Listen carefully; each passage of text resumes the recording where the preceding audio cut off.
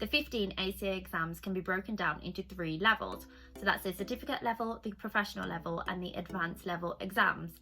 So today's video is all around the certificate level exams, and I'll be sharing everything I wish I knew before starting these exams. For every single exam, I will break down what the exam's kind of about, the structure of the exam, and also tell you the timings of these exams. So if you were hoping for more of a difficulty ranking, unfortunately that's not in this video, but good news, I've already posted that, so check this video out on my YouTube channel and hopefully you get the answers that you're looking for. And if you did want some tips on how to pass these certificate level exams, well, I've got a blog on that, so check out the link in the description below. So before kicking off, I have a few things to say. So firstly, I'll be discussing the certificate level exams in the order that I sat these exams. So something that you should know is that the ACA exams can be sat in any order. So only the case study, which is exam 15, has to be the last exam. All others can be in any order. But that being said, what I've found is that the certificate level exams are typically prerequisites for those later exams. So they're the building blocks that give you the professional level exams, and then more's built on for advanced.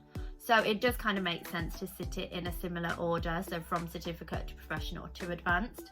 Another thing to mention about the certificate level exams is that they're not limited to certain exam date sittings, so you can sit them kind of throughout the year, whether it's AM or PM, and you could even sit 2 exams on the same day, so one in the morning, one in the afternoon. So this is quite handy if, for example, you required a resit, so you could literally just resit at any time straight away, but hopefully that's not needed. Another thing to mention about the ACA exams is that there are a limited number of attempts. So there's a maximum of 4 attempts per each exam, besides those advanced level exams. However, you do actually find that some employers are actually a bit more strict than this. The Big 4 firms typically are actually only allowing, say, 2 attempts.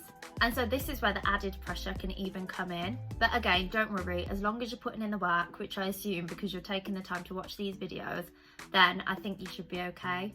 Another important point on the exams, ICAEW state that an exam must be attempted within a 3-year period. So if not, the student is removed from the register and would then need to re-register. So this is kind of pretty unlikely anyway, but I just thought I'd mention it. And ICAEW do state that overall there is no kind of time limit. So now, just before getting to those exams that you're probably dying to hear about, I'll mention that there are credits for prior learning, so you can get exemptions for some of these exams. So it's only possible for certificate level and professional level, not advanced, but even still that can be quite beneficial.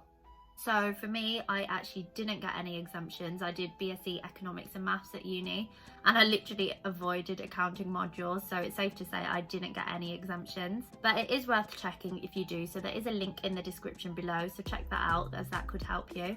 I guess in a way, I kind of found it to be a good thing that I didn't have those exemptions, and that's probably just because I would have potentially then forgot the stuff that I learned at uni, and I'd have to recap it all anyway. But it is an easy win, so it is worth checking if you do qualify for an exemption. Right, so let's get into the certificate level exams. So here is a typical ICAEW picture of these exams. So what you can see is that there are 6 certificate level exams, and timing wise they are each an hour and a half long. So they're all electronic multiple choice questions, but some of them do have quite a different structure. So I'll go into each of these next. As I said, they are an hour and a half in time, and with any ICAEW exams you can apply for access arrangement should you require more time.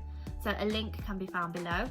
I personally though, I didn't really find the certificate level exams to be too time pressured, but there are some kind of exams where you can lose track of time, and that's accounting and management information. So right, that's enough chat, let's just go straight into it.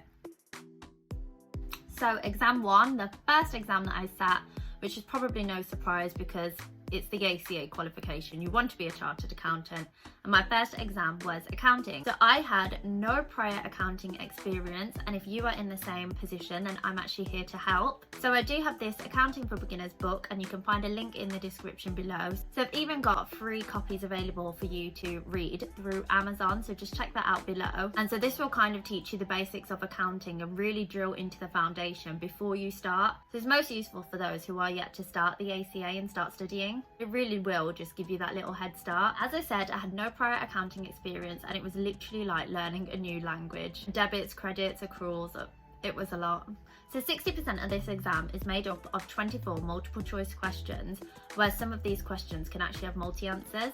The remaining 40% is this more scenario-based question.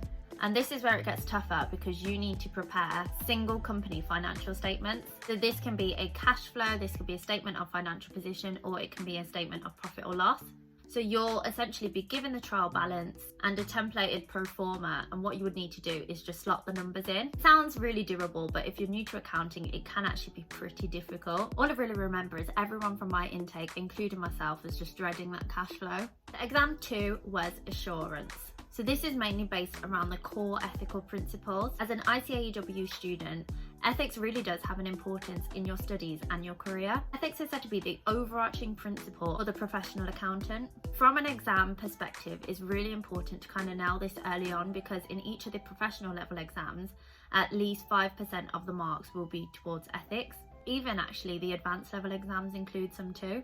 And this links into the ethics learning program, where more details can be found in the description below. If you didn't watch last week, ethics and professional skepticism is also a key step to becoming ACA qualified, so it is really important that you do understand it. This exam is literally just 50 multiple choice questions worth 2 marks each. Again, it could have multi-choice answers, and to be honest, thinking back, it was actually quite tricky because sometimes there were only slight differences in the answers. So this is why question practice is key. Now, my third exam was the principles of taxation, and so I think it's pretty obvious from the name what this means. This exam was honestly a really good exam to build the basic understanding of tax. It includes how to calculate income tax, national insurance contribution, corporation tax, capital gains tax, and VAT. It also covers that admin side of tax as well. So for example, when to file your self-assessment return. So clearly, honestly, this exam is actually pretty useful. Literally as well, after this exam, I was like checking, you know, my pay slip, seeing if my PAYE code was correct and stuff like that. Like, you really do just build that kind of understanding that you probably just won't have before. 80% of the exam is 40 multiple choice questions. And this could involve selecting more than one answer or even entering a number.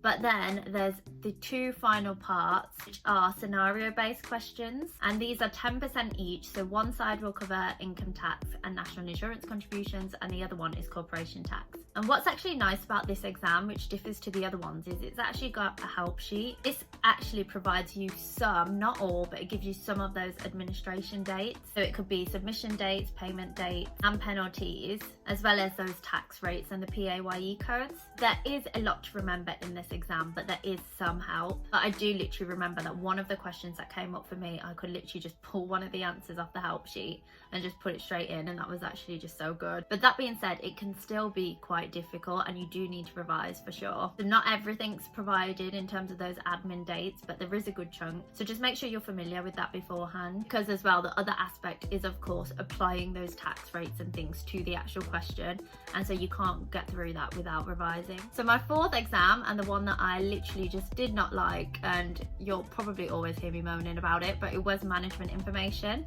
And so unless you've studied this at uni, it's probably going to be pretty new to you, because it was to me. The content is all around budgeting and needing to calculate contribution costs and things like that, and at the time I did find it pretty complicated. Other kind of things that are involved in this exam are, say, apportioning overhead, costing, the break-even points, markup and margins, things like that. There is literally just quite a lot to learn for this exam, and it does need a lot of application, and I think that's probably why I struggled with it a fair bit at that stage in the certificate level. And so it's obviously no surprise that I ranked this one to be the hardest certificate level exam.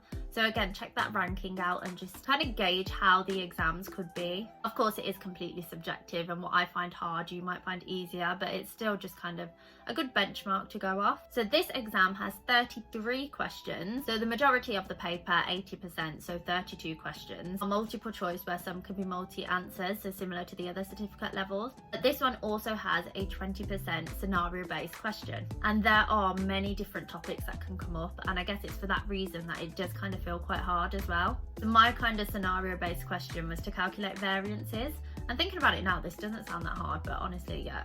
And I think I only remembered right at the end that I needed to insert zeros into the blank boxes, otherwise I wouldn't have got marks. This probably means nothing to you right now, but if you are doing the exam, that is just a tip, make sure you insert the zeros. So coming on to the next exam then, so exam 5, that was law. Yeah, you might be thinking, what? Law? Because I did actually find it to be really random. I really didn't think as a chartered accountant you would need to study any type of law, but it does actually make more sense because it is kind of corporate law and legal agreements. So it was actually pretty interesting and I did enjoy studying for this one. The most relevant parts of this kind of syllabus towards being a chartered accountant is probably like the money laundering, the bribery and the fraud side. So this law exam, 50 multiple choice questions worth 2 marks each. And again, you could have multi-choice answers. Yeah, this one is also one kind of similar to assurance, but maybe even more so, where you do really need to pay attention to the answers and where they're kind of trying to really make you pick out the details and just know exactly what to look for. So yeah, some of the answers are pretty similar, but again, it is just a lot of question practice for this. So then exam 6 and the final certificate level exam that I sat is business, technology and finance.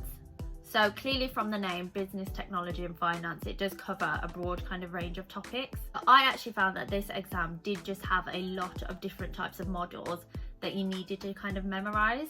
And so what that meant is that the exam is a bit more black and white in terms of what your right answers are or what your wrong answers are if it asks you about a certain model. This exam is 50 questions, 2 marks each. And again, multiple choice, or it could be multi-choice answers. But yeah, like I said, it's a bit more straightforward than the other one. So I think if you do prepare well, you should be okay for this exam. So that's it. Those are the 6 certificate level exams. And that's just a quick insight into the structure and the timings. So remember, check out that difficulty ranking, because even though I am just saying, oh, you know, they're multiple choice, do not by any means think that I'm saying that they're easy. That they aren't easy. You can't just go in and try and fluke a pass. You do need to revise for these. And from my experience, honestly, my experience with most ACA exams, but it is the case that you probably will walk out and you will think that you failed. But most likely you will, and hopefully you do surprise yourself. These results, they come within 24 hours, so they literally come that next morning.